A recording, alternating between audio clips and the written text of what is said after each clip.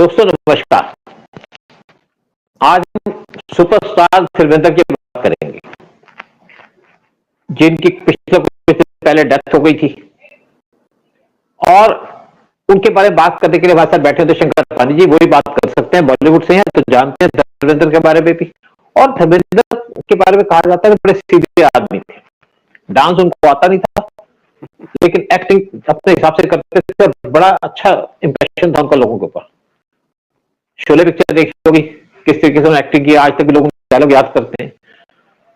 आदमी जब अच्छे काम करके जाता है तो लोग उसको याद करते हैं, उसकी फिल्में याद करते हैं, उनके सीन याद करते हैं, उनके डायलॉग याद करते हैं। स्पेशली बॉलीवुड की बात करें तो इसी पे बात करने के लिए हमारे साथ बैठे हैं तो शेखर पानी जी, बॉलीवुड के डायरेक्टर, और आज सिंगापुर से बात कर रहे हैं। सिंगापुर गए हैं तो वहीं से हम श्रद्धांजलि देते हैं धर्मेंद्र जी को, उनकी आत्मा को शांति दे भगवान।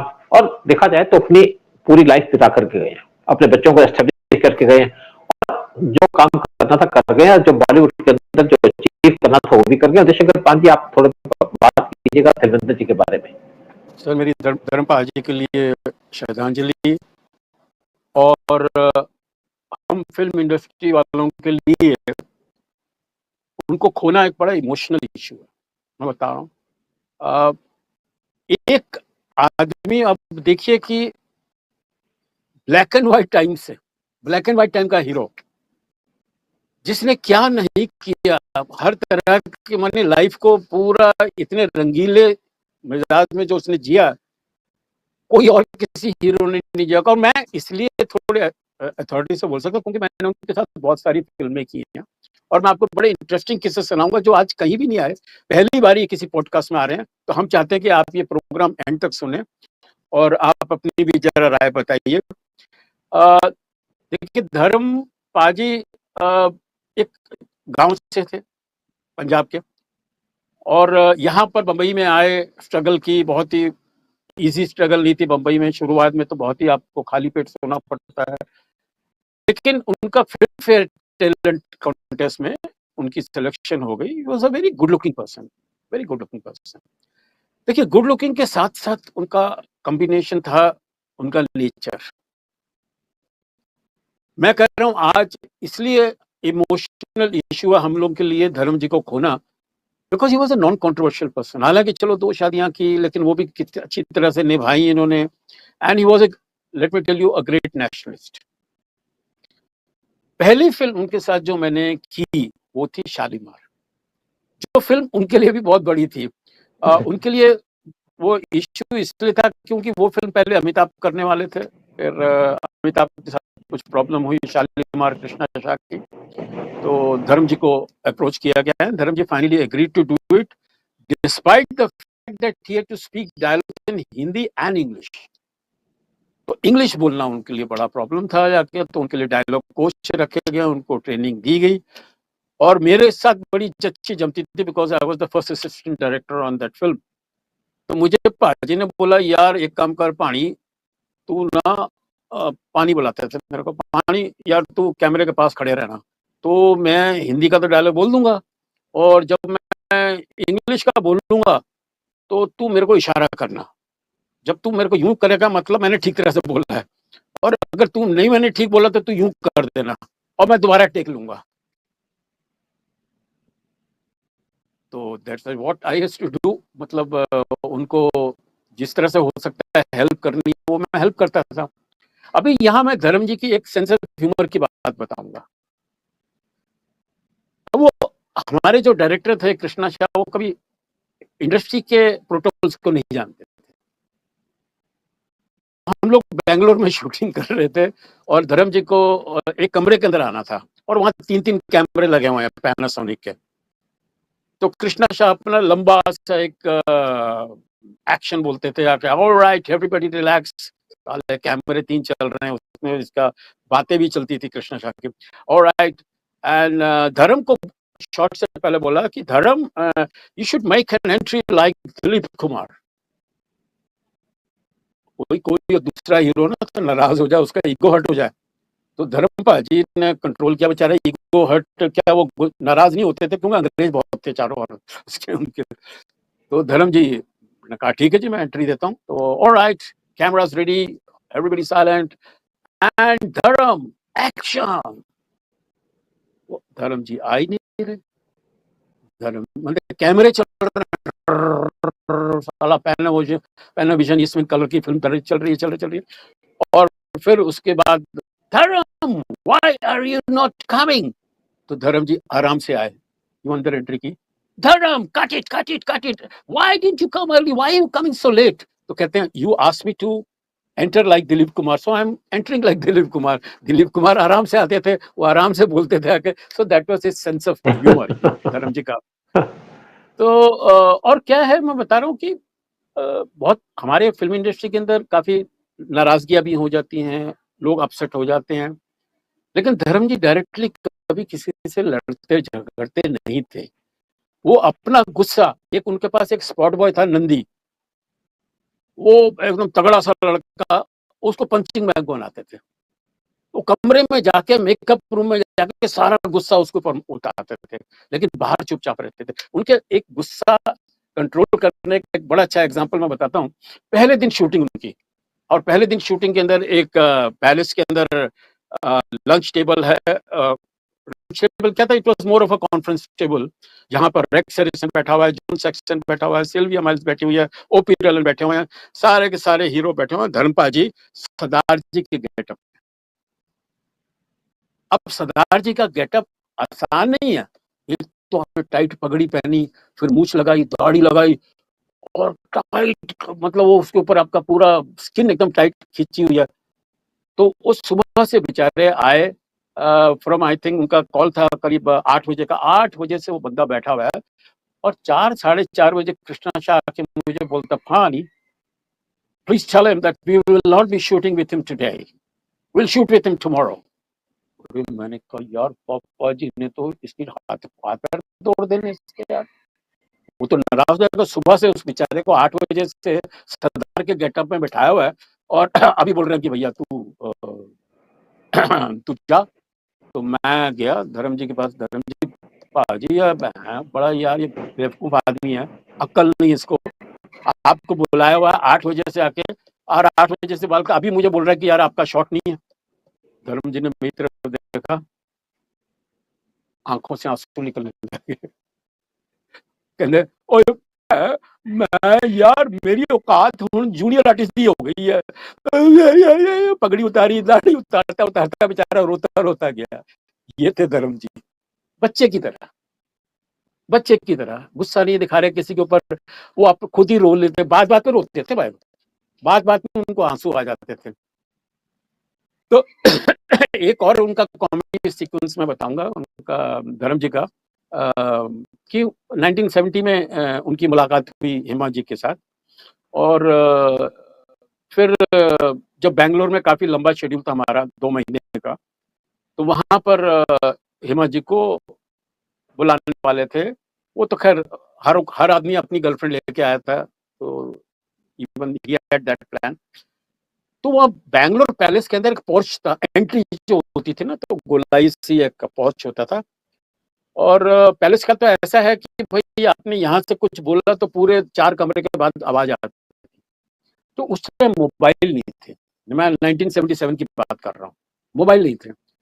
तो धर्म जी आके पहले, ओ यार वो पानी कितने यार, वो जरा फोन मेरे को जरा करना है, जरा मुंबई करना। मैं कहा सर आप ही के लिए है, प्लीज गो।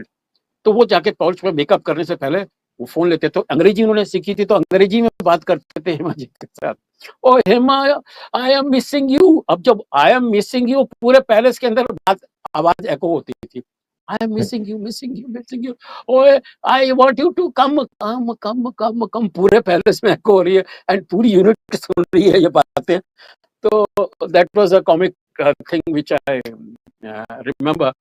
सर इसके बाद मैंने एक और फिल्म की मैंने धर्म जी के साथ, इनफैक्ट 3 फिल्में की थी मैंने उनके साथ, एंड मेरी बहुत तारीफ करते थे। आई मीन सबको बोलते थे यार मैंने कभी इतना मेहनती असिस्टेंट डायरेक्टर नहीं देखा था, तो मेरी काफी तारीफ करते थे। और जब भी पीछे मिले थे, सनी थिएटर उनका थिएटर बनाया हुआ उन्होंने जूहू के अंदर, तो वहां मिले आके, तो मैंने कहा पाजी पहचाना कि नहीं? कहते यार कौन, पता नहीं, कुछ याद नहीं आ रहा था। फिर कहते हैं, मैंने कहा जी उदय शंकर पानी, राजपूत, शालीमार, फिल्मी फिल्म।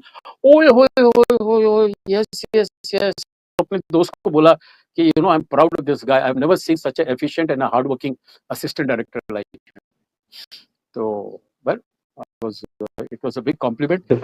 सर एक सबसे अच्छा एक मार्वेलस एक किस्सा एक बता रहा हूँ इनका। I hope I can go on, you know I can tell बिल्कुल यू बिल्कुल। दिस अरे इंसिडेंट। हाँ, बिल्कुल, अरे क्योंकि ये यही तो बात इंसिडेंट, इसी पे तो बात करने आए हैं आज। सर ये इंसिडेंट जो मैं बता रहा हूँ ना, आज तो हर आदमी बोलता होगा ये आज मेरे बहुत अच्छे दोस्त है। आज actually I don't know whether I said it और नॉट, आज शोक सभा है ताज लैंड में 5 बजे से 7 बजे तक। वहाँ सोनू निगम भी, धर्मपाल जी के सारे गाने वहाँ गाने exactly sad occasion. But I am sure कि जितने भी लोग आएंगे उनकी आंखों में आंसू होंगे sir. They used to love Dharampal ji. And I remember when I met my wife for the first time and I asked her, you know, like, do you know anything about the film industry?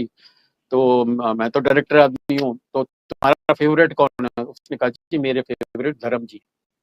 तो धर्म जी को मैंने जाकर ये बोला, you know, the first time I met my wife, she is saying, you know, about you. कहता है यार ऐसे तो बहुत सारे ऐसे इस तरह ही बोलते थे मेरे बारे में। तो anyway, we were doing this film जिसके अंदर डाकू का रोल कर रहे थे राजपूत के अंदर। उसमें विनोद खन्ना भी थे, राजेश खन्ना भी थे, अपने धर्मपाल जी भी थे, और हेमा मालिनी भी थी उसके अंदर, रंजीता कौर भी थी उसके अंदर। तो उसके डायरेक्टर होते थे सुपरस्टार विजयानंद जी। ओके। और विजयानंद जी का तो ये हाल था कि वो भी ईगो, उनका जबरदस्त ईगो रहता था। मुझे बोलते थे यार पानी, जब ये तीनों स्टार आ जाएंगे ना सेट पे तब मुझे बुलाना तुम। तो मैं पहले धर्म जी आ गए, विनोद जी आ गए, काका जी आ गए, तो फिर इनको बुलाते थे, फिर अपनी एंट्री मार के अपना शॉर्ट वॉट लेते थे। बट इनकी इज्जत इतनी थी, विजयानंद की इतनी इज्जत थी कि this 3 stars never behaved like you know big stars. उन्होंने कभी टेंट्रम छोड़े नहीं। लेकिन एक बारी पापा जी मेरे पास आ गए, ये सॉरी विजयानंद मेरे पास आए and I was the chief assistant director in Rajput.